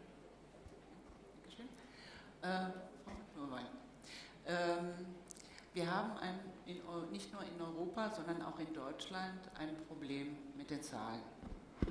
Wir haben jetzt in einer neueren Studie aus Leipzig die Zahlen, dass 5% aus muslimischen Kreisen kommen, antisemitische Zwischenfälle, und der Rest rechtsextrem ist. Wir wissen, dass diese Zahlen so nicht stimmen, weil die Landeskriminalämter erheben alle antisemitischen Zwischenfälle, die ihnen gemeldet werden, und die sie nicht zuordnen können, rechnen sie Rechtsextremen zu. Wir haben ein Problem mit rechtsextremem Antisemitismus, ohne Zweifel. Auf Europa gesehen ist es noch komplizierter, weil die Länder erheben unterschiedlich und die Arten der Erhebung sind auch unterschiedlich. Wie kommen wir diesem Problem näher? Okay, ja, vielen Dank. Also zunächst mal werde ich auf Ihre Frage antworten. Ich habe aber auch noch ein paar andere Dinge, die mir jetzt im Laufe der Diskussion aufgefallen sind. Die Datenerhebung ist in der Tat das zentrale Element, der Ausgangspunkt, um Antisemitismus sichtbar zu machen. Und wir haben nach meiner Ernennung vor 3 Jahren gab es eine High-Level-Group, eine hochrangige Gruppe mit den Vertretern der Justiz- und Innenministerien, um genau diesen Punkt, nämlich der Erhebung von Straftaten zu verbessern. Und wir wissen natürlich, dass im Bereich Antisemitismus, immer wenn der Täter nicht bekannt ist, und das ist in sehr vielen Fällen so, das rechts zugeordnet wird, und das ist eben nun mal nicht korrekt, weil wir aus der FRA-Studie wissen von 2013, dass die Perzeption des Opfers ungefähr 50:50 war. Und ich denke, ehrlich gesagt, dass sich das verschoben hat und dass es inzwischen sogar der Prozentsatz von Angriffen, die aus den muslimischen Kreisen kommen, noch größer geworden ist. Wir brauchen aber zusätzlich Daten. Wir sehen auch zum Beispiel, dass die Datenerhebung wesentlich besser ist in Ländern, wo es eine Organisation gibt, die eine Art NGO wie das CST oder RIAS in Deutschland, die eine Brücke sind zwischen der Gemeinde und der Polizei oder denen, die die Daten erheben. Und zwar auch einfach, weil es einfacher ist. Erstens will ich nicht unbedingt zur Polizei gehen, habe ich gar keine Zeit. Wenn ich morgens ein Hakenkreuz an meiner Bushaltestelle sehe, ich mache aber ein Foto und schicke es per App irgendwo hin und sage, das habe ich heute Morgen an der Bushaltestelle gesehen. Und ich glaube, um wirklich zu erfahren, wie die Umwelt für Juden in Europa heute ist, brauchen wir diese Vorfälle genauso wie die Straftaten. Und deswegen ist es so wichtig, und wir unterstützen das auch, dass sich diese Organisationen, die auch Vorfälle, die nicht Straftaten sind, dass die sich zunehmend bilden und diese Arbeit auch machen. Und in manchen Ländern wie in Großbritannien kriegen die, und in Deutschland jetzt in der Zukunft auch, kriegen die sehr große Unterstützung vom Staat, und das ist auch richtig so. Dazu brauchen wir die Wahrnehmung aus den jüdischen Gemeinden selbst, und deswegen hat die Kommissarin Jourová unter anderem diese Studie der FRA wiederholt, und wir haben sie auch ein Jahr vorgezogen, damit wir dieses Jahr, und morgen wird sie bei einer Konferenz hier in Wien sprechen und schon ein paar Zahlen auch veröffentlichen. Wir müssen viel besser wissen, wie ist eigentlich die Perzeption der jüdischen Gemeinde. Ich habe das große Vorrecht, seit meiner Ernennung in sehr viel in Kontakt zu sein mit jüdischen Gemeinden, und ich habe auch so ein Gut-Feeling, wie der Dr. Musikant, in Bezug auf viele Resultate, die da jetzt sichtbar werden. Ja? Und dann brauchen wir aber auch, weil diese FRA-Studie, die deckt jetzt 13 Länder ab, das heißt, Länder, in denen groß genug jüdische Gemeinden sind, um repräsentative Umfragen zu erheben. Und das sind ungefähr dann 95% der jüdischen Gemeinden, aber ganz kleine Gemeinden sind dadurch eben nicht erfasst. brauchen wir gegenüber den Mitgliedstaaten auch noch ein Instrument, um zu sagen, nicht, dass ihr meint, ihr habt kein Problem, machen wir noch eine Studie im Rahmen von Eurobarometer zur Perzeption von Antisemitismus als Problem in der Mehrheitsgesellschaft. Das wird im Januar wahrscheinlich, zweiten Hälfte von Januar veröffentlicht werden. Und ich glaube, mit diesen 4 Elementen kann man dann doch zumindest den Kopf nicht mehr in den Sand stecken und sagen, wir wissen nicht, was das Problem ist. Wir wissen ja das Problem in vielen Details, aber jetzt kann man es auch sozusagen empirisch untermauern. Und also auf europäischer Ebene ist ja einiges passiert in den letzten Jahren. Wir haben die IRA-Definition angenommen. Das Europäische Parlament hat eine Resolution zu Antisemitismus, nur zu Antisemitismus verabschiedet. Der Europäische Rat wird jetzt eine Deklaration zu Antisemitismus verabschieden, hoffentlich im Dezember. Wir hatten verschiedene Diskussionen, jetzt auch während der österreichischen Präsidentschaft auf ministeriellem Niveau, speziell zu Antisemitismus und auch der Sicherheit von jüdischen Einrichtungen. Ich glaube, es ist jetzt sehr wichtig, dass das auf Mitgliedstaatenebene umgesetzt wird. Also der Oberrabbiner von Rom hat mir mal gesagt, seit Sie ernannt sind, ist Antisemitismus explodiert. Und ich weiß genau, was er meint. Wir haben natürlich bestimmte Instrumente jetzt angestoßen, aber wenn die nicht umgesetzt werden auf der Mitgliedstaatenebene, dann verändert sich nichts lokal für den Einzelnen. Und das ist es, was wir jetzt brauchen. Und deswegen ist dieser Katalog auch sehr hilfreich. Und ich war sehr dankbar, dass ich auch an der Konferenz teilnehmen durfte, weil ich glaube, es ist jetzt wirklich an der Zeit, dass jedes Mitgliedstaat der EU selbst guckt, was sind die verschiedenen Bereiche, in denen bei mir was passieren muss. Wir können als EU diese Definition zum Beispiel propagieren, so wie wir es machen. Wir können sagen, er nennt Beauftragte, so wie es in der Resolution steht. Wir können Vorschläge machen zu bestimmten Curricula, wie wir das mit der UNESCO machen. Wir können auch immer wieder wiederholen, dass die Kosten für Sicherheit nicht auf die Gemeinden umgewälzt werden sollen. Aber wenn das nicht umgesetzt wird, und es gibt übrigens auch einen jetzt von ODIHR, von dem Menschenrechtsreferat der OSZE, extra eine Studie zur Sicherheit von jüdischen Gemeinden, die wir dann im Parlament vorgestellt haben letztes Jahr. Also wenn das nicht umgesetzt wird, dann passiert es nicht. Und das ist, ehrlich gesagt, meine Hauptaufgabe im Moment, auch mit den Mitgliedstaaten zu reden und zu probieren, in den verschiedenen Ministerien durch das sogenannte Mainstreaming in den Politikbereichen diese Ideen einfließen zu lassen. Und ja, das ist so die Hauptaufgabe. Und wir versuchen das übrigens auch in unseren eigenen Reihen. Wir haben angefangen in der Kommission für nicht nur Kommissionsbeamte, sondern auch Beamte des Parlaments und des Rates Training zu machen darüber, was Antisemitismus ist, auf Grundlage der IRA-Definition, die ja auch in Bezug auf israelbezogenen Antisemitismus klar ist. Und hoffen, dass damit auch in unseren eigenen Reihen das Bewusstsein dafür, was Antisemitismus ist, größer ist, weil wir wissen ja, es ist ein riesen Gap zwischen dem, also in Deutschland gab es die Zahlen in dem Expertenbericht, 8 von 10 Juden sagen, Antisemitismus ist ein großes und wachsendes Problem und 8 von 10 Nicht-Juden sagen, es ist eigentlich kein Problem hier. Ja, und dieser Gap, den müssen wir verringern, um politisches Handeln und einen politischen Willen zu schaffen, der das auch möglich macht. Und wenn Sie mir noch eine Bemerkung gestatten, ich glaube, das, was Herr Kuckermann gesagt hat in Bezug auf die Reaktion des Staates und die Reaktion der Zivilgesellschaft, das ist zentral. Leider habe ich so das Gefühl, dass Juden davon ausgehen, dass immer mal wieder was passiert. Ja? Aber die Frage ist, wie reagieren die Autoritäten, wie reagiert der Direktor, wie reagiert die Polizei? Ja? Schreibt sie den Falschen den Strafzettel? Ist ja schon mal vorgekommen, auch hier in Wien. Ja? Oder gibt es eben eine starke Reaktion, eine Meldung der Vorfälle auch von offizieller Stelle und so weiter? Und in Bezug auf die Zivilgesellschaft, und ich war kurz nachdem der Mord an Mireille Knoll passiert ist in Paris.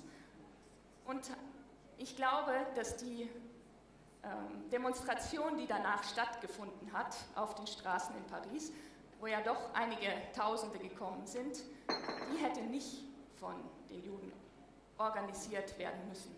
Das hätte, ich weiß nicht, Amnesty International übernehmen sollen oder verschiedene staatliche Organisationen oder irgendjemand. Ich glaube, dass die Tatsache, es war gut, dass da sehr viele Nichtjuden auch waren, natürlich, aber dass die Initiative wieder aus der jüdischen Gemeinde kommen musste, war halt schade. Ja. Vielen Dank. Ja.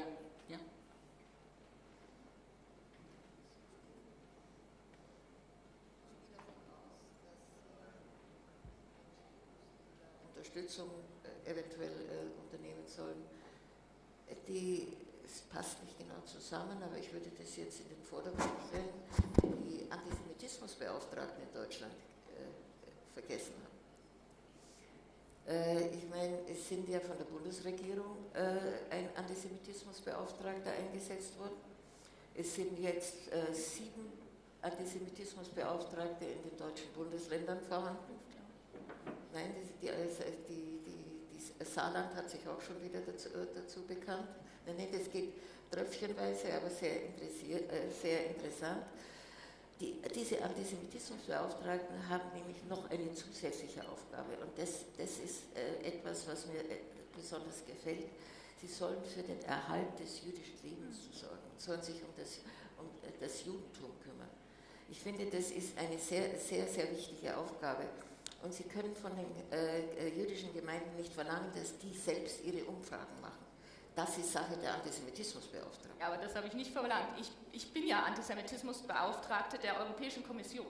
Also deswegen sage ich, nur damit Sie das wissen, wir machen diese Umfragen unter jüdischen Gemeinden mit Hilfe der Grundrechteagentur hier in Wien. Also nur damit das klar ist, es ist genau das, ich stimme da völlig mit Ihnen überein und wir arbeiten sehr eng mit den Beauftragten zusammen.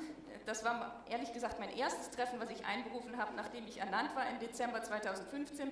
Im Januar 2016 haben wir in Prag eine Runde gemacht der verschiedenen Beauftragten, die es damals schon gab. Damals war Felix Klein noch im Außenministerium, kam aber auch zu dem Treffen und die Vertreter der IRA waren da und Vertreter von der OSZE.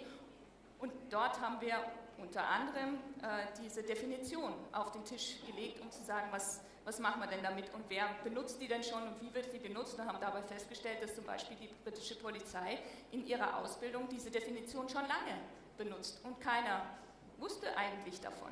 Und das war so mit ein ganz wichtiger Teil und dieses Netzwerk zwischen den Beauftragten ist in der Tat sehr wertvoll und sehr hilfreich, auch wenn zum Beispiel im Rahmen des Rates jetzt eine Deklaration verabschiedet wird. Ja, weil da kann man über die Beauftragten, die das Problem eben besser kennen als viele andere, sehr gut auch bestimmte Positionen dann durchbringen.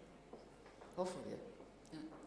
Ja. Ich wollte noch mal auf ein Stichwort eingehen, was Sie erwähnt haben, Frau Windmerwein. Sie haben gesagt, es gibt in der Mehrheitsgesellschaft wenig Bewusstsein eigentlich über die Vielzahl antisemitischer Zwischenfälle und Vorurteile. Wir haben in dieser Konferenz viel gehört über Erziehung, über psychologische Dispositionen und das geht jetzt an das gesamte Podium, die Frage auch danach, was kann die Erziehung tun, was sollte sie tun?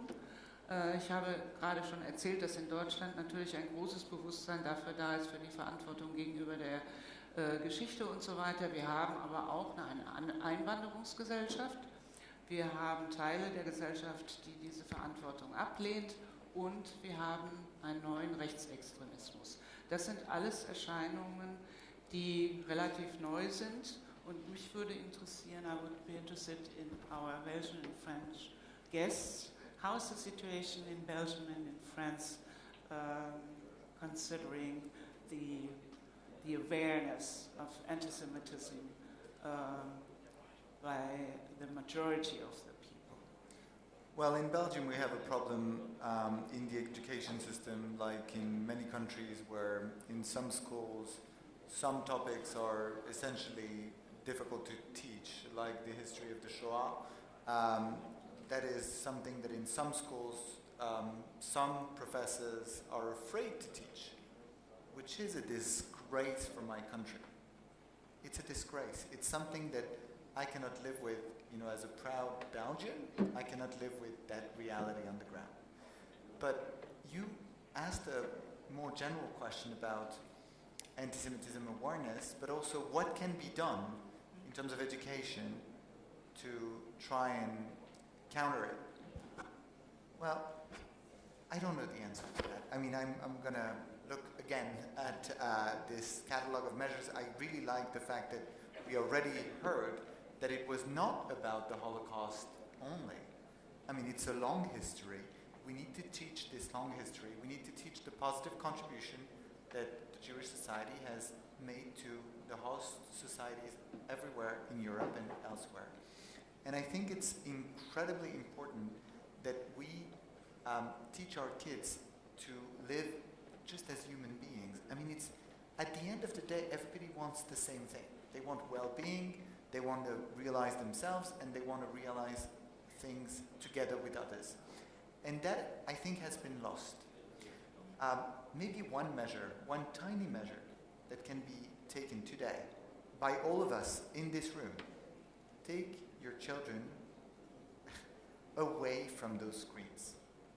Take them away from Facebook, take them away from social media.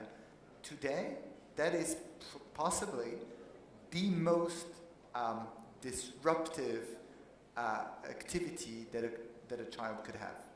And I'm not kidding about this. I think it's linked to anti-Semitism, to other forms of hatred. It's linked to the fact that their brain will be wired in a way that doesn't allow for long-form reading, for really deep education, for nuances. And that, I think, is possibly one of the tools that we could have as a society. We need to always question. Just to be clear, I'm a tech junkie. So I'm not talking about going back and no progress, not at all. What I'm saying is that we need to always question our habits and how they trigger certain type of reactions. We know that the maximum time that one can focus on something has decreased dramatically in the last decade. Dramatically.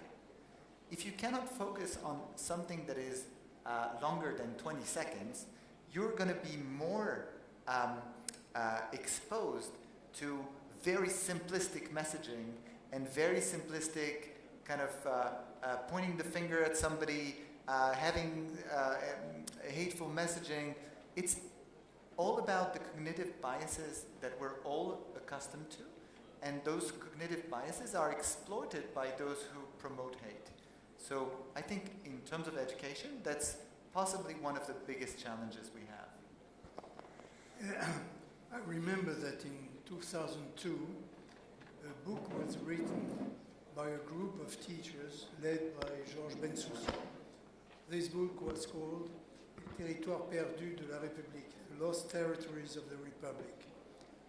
We distributed this book to the 1,000 guests of the annual dinner of CRIF in 2003. Unfortunately, this book showed the reality. Impossible to teach the Shoah. Impossible to mention Jews. Impossible to be a Jewish teacher in some schools. Teachers being attacked by their pupils. I mean, the atmosphere in certain areas is an atmosphere of war.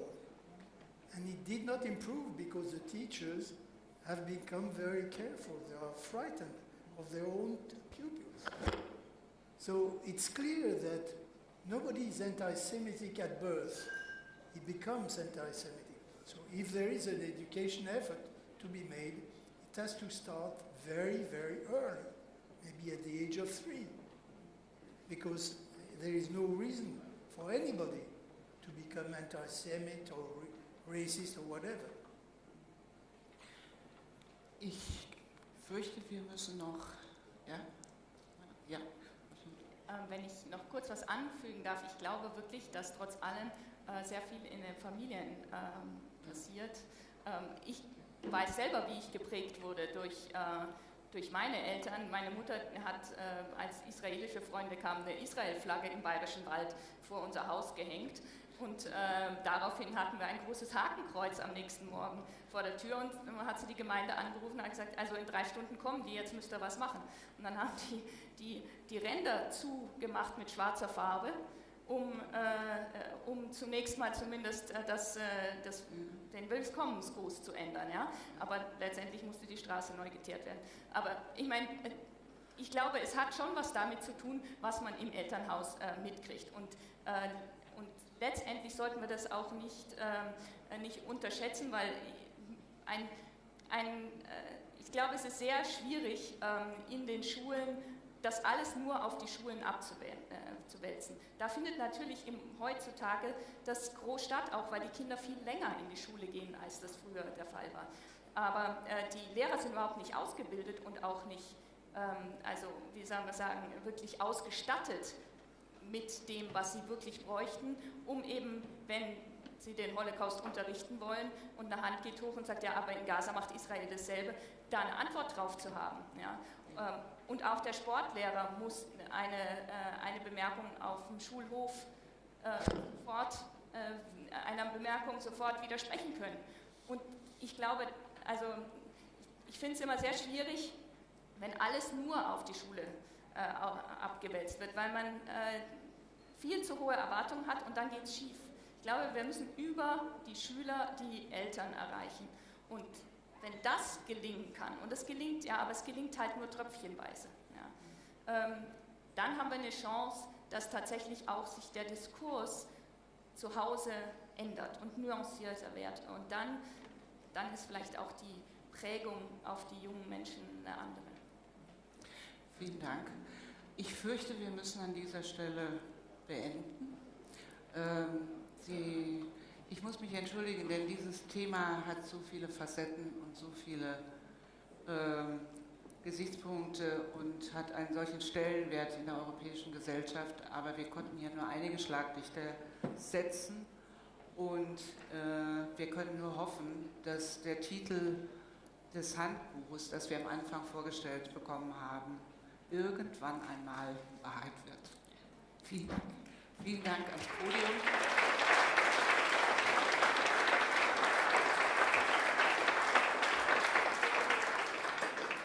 Ich habe nur eine Frage noch nicht beantwortet, ob ich meine Koffer ausgepackt habe. Das habe ich Ihnen noch nicht. Ich habe sie nicht ausgepackt und ich werde sie nicht auspacken, weil ich werde kämpfen. Wir haben so viel geleistet, wir jüdische Menschen, um das jüdische Leben in diesem kaputten Land, in dem wir leben, wieder aufzubauen. Und wir haben es geschafft und wir werden es weiter schaffen. Und dafür werde ich kämpfen. Ich packe meine Koffer nicht aus.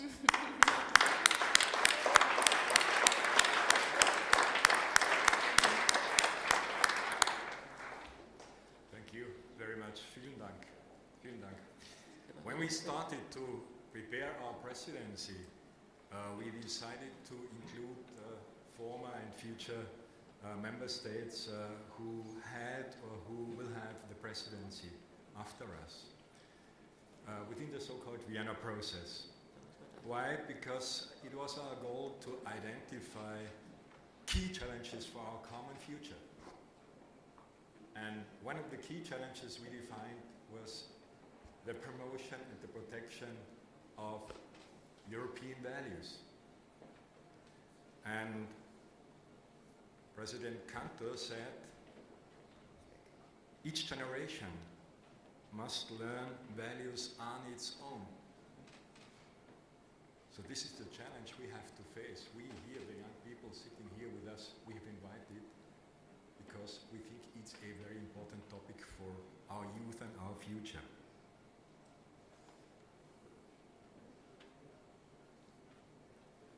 discussions like this and the arguments you brought in are therefore really, really very important for all of us. They are important, but they are not sufficient. And that's why we, during the Austrian Council presidency, would like to achieve two things. First of all, and you mentioned it, Katharina, we'd like to agree on Council conclusions regarding the physical protection of Jewish communities and institutions in Europe. Because this is a vital issue, you mentioned it, and cannot be neglected by the state, by European states, should not be neglected by European Union as a whole. And secondly, we'd like to contribute to maybe also a commitment in favor of Jewish life, a common future of our heads and states of government. And I think you will go on discussing this topic later on this evening and tomorrow in this context. Very important in this context is the IRA definition, which was mentioned by some of you. And of course, things have to be implemented, as Katharina said it. And this calls for a concerted effort. President Muzikan spoke about it. And he meant that it might be an effort and the necessity to join forces for generations. And that means we have to join forces. We, all those who are interested in a life in freedom and security, meaning we have to talk to each other, to better understand each other. Because, as Professor Schiffmann said, if you meet somebody, I think, somewhere here, then you can't hate him. Thank you very much.